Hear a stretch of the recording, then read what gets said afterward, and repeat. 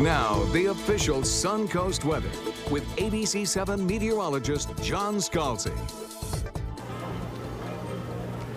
Well, we're out here in Siesta Key, and I'm joined by John McCarthy. John, pleasure. Thank you so much for coming out today. Hey, John, you bet. Happy to be here. John is a local historian, knows everything you need to know about the Suncoast, and he's here to shed a little light on Siesta Key and how it developed and give us a little history that we need to know. Well, back in the 1880s, the north end of the island was known as Fishery Point. There was quite an established fishery there. Of course, we know there's great seafood all over. Yes. And actually, when we go further back in time, we find that this was called Clam Island or Mussel Island. That's how it shows up on the maps from the 1700s and the early 1800s. I assume, from the seafood? From the seafood, from the abundance of oysters and clams and scallops and all that good stuff. Now, did you have Indian tribes that lived out here? Sure. The Native Americans lived really all over Siesta Key, and there's still evidence of them in different areas. They would have lived here seasonally. There were a number of sites along the mainland. They would have come out to the island again to harvest seafood and to enjoy kind of that early siesta lifestyle. And so then how did the non-indigenous people start to arrive? Right. Well, so the first three residents that we see on some of the early maps, Benjamin Stickney came here from St. Louis, Missouri, settled the south end of the island, so Stickney Point. A gentleman named Benjamin McCall settled the middle part of the island, and then up in the north end was a gentleman named Joseph Woodruff. Now these guys were here back in the 1880s, 1890s, so they were really the true pioneers. And at that time, were there bridges that got you out here? No, there were no bridges. It was all by boat. The first bridge really came about as part of the Sarasota-Venice Road and Bridge District right around World War I.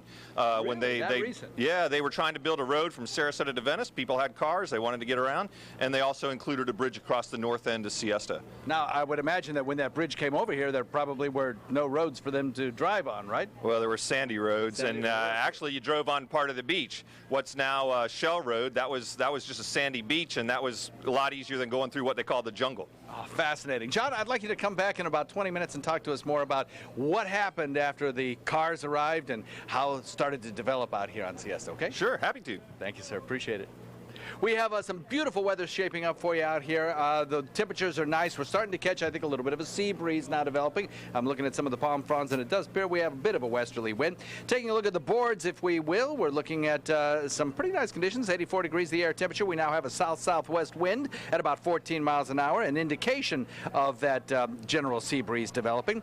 Inland temperatures already hitting 86 degrees in Sebring and Lake Placid, but it's 81 in Venice, 80 degrees in Inglewood, 77 Longboat Key, 85 in Bradenton.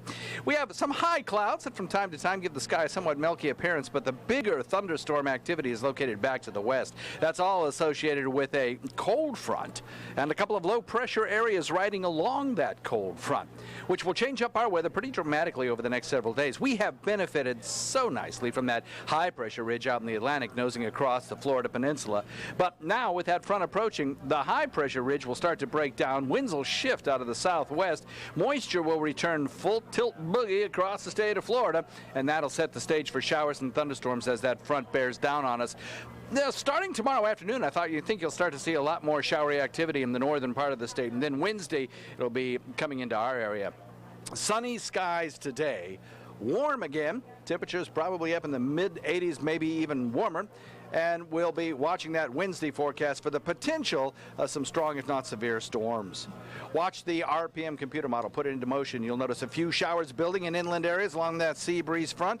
And then the line of showers developing along that cold front begins to sink southward on Wednesday morning. Now, it's too early to tell whether we'll get a nice, strong, organized line of strong storms or not, but the potential does exist, and we'll be watching over the course of the next few days how that pans out.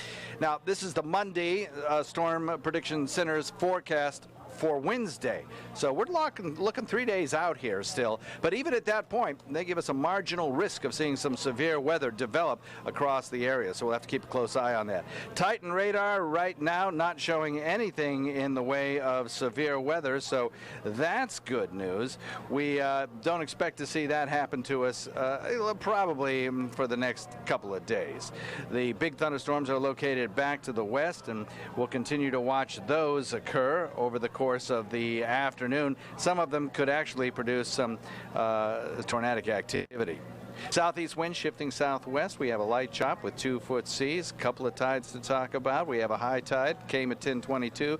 Low tide will come at 4:48. And the official Suncoast forecast has that excellent chance of Wednesday storms. Some could be strong, then cooler weather. We'll talk more about it in a few minutes. Scott?